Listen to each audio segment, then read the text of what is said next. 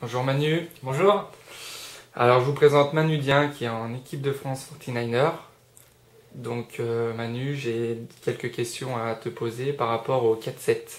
Ouais. Alors dis-moi, comment êtes-vous arrivé à être efficace sur les empannages? Donc effectivement, pour remettre, je suis en équipe de France 49ers, mais j'ai également fait 3 saisons de 4,70 pour me former, on va dire, au niveau de l'olympisme. Donc c'est vrai que j'ai pas mal d'heures sur le 4,70. Et donc par rapport à l'empannage, qui est une manœuvre assez technique, il faut vraiment faire des heures et en bouffer. Et le point primordial, c'est la coordination entre l'équipier et le barreur. Et après, il y a un second point qui est très important aussi, c'est que en 4,70, suivant la force du vent, on ne va pas faire les mêmes empannages. Au niveau technique, il va y avoir énormément de différences. Donc il faut bosser toutes les techniques par rapport aux conditions de vent. Il peut y en avoir jusqu'à même 3 ou 4 suivant les équipages qui évoluent plus le vent monte et plus les techniques vont s'adapter à la force du vent.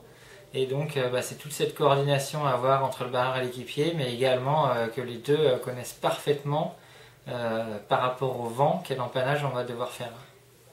D'accord, sur la deuxième question, c'est par rapport au rôle.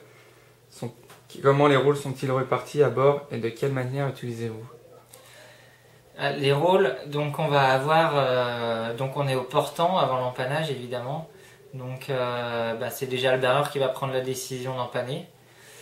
Et là, ça va être assez rapide. Après, avant l'empannage, il va y avoir deux choix. Soit le barreur va expliquer son choix tactique à l'équipier, donc l'équipier va être prêt à empanner quand il va lui demander. Il peut y avoir aussi faire un empannage rapidement, parce que soit on n'a pas vu un adversaire, soit on n'a pas vu une risée. Donc là, il va falloir que l'empannage se déclenche très vite. Et le rôle à bord, donc le barreur va prendre la décision d'empanner, donc il va en faire informer son équipier. Et après les techniques vont de pair. Donc le barreur il va être garant un peu de la conduite du bateau, et c'est lui qui va récupérer le spi et de garder le spi gonflé pendant toute la manœuvre. Et l'équipier lui va être plus garant en général, je parle, de l'assiette du bateau, de faire la bascule quand il n'y a pas de vent, ou à l'inverse, de contrer l'effet du vent quand il y a l'empannage, et puis de changer le tangon de côté. Et après, ce qui va être très important aussi, c'est la fin de l'empannage, en fait, quand chacun récupère son rôle et ses écoutes, c'est de faire vraiment ça en même temps pour pas que le bateau s'arrête et reparte le plus vite possible. D'accord. Troisième question, alors sur quel point faut-il se focaliser pour faire un empannage? Alors, il y a pas mal de points à se focaliser. Déjà, ce qui est important, je pense, c'est d'arriver à savoir si à la fin de l'empannage, on est à une vitesse suffisante. C'est de savoir si on ressort avec la vitesse de l'empannage. Ça, c'est le plus important, en fait. Parce que si on ressort avec la vitesse de l'empannage, c'est que l'empannage est réussi. Il y a deux facteurs, c'est la vitesse du bateau en sortie, mais c'est également le temps qu'on va mettre pour faire un empannage. Tout le temps de préparation et le temps qu'on empanne. Il faut arriver à raccourcir ce temps au maximum pour que, on sait que pendant la manœuvre, le bateau va moins vite. Donc plus l'empannage sera rapide, si on arrive à le réaliser bien au niveau technique, et moins on perdra de temps. Et après, où on va être évalué, en fait, c'est sur la vitesse du bateau en sortie d'empannage. Est-ce qu'il va être beaucoup moins vite, à la même vitesse, ou même des fois dans le petit temps, voire plus vite qu'à l'entrée, parce qu'on va arriver à faire une bascule.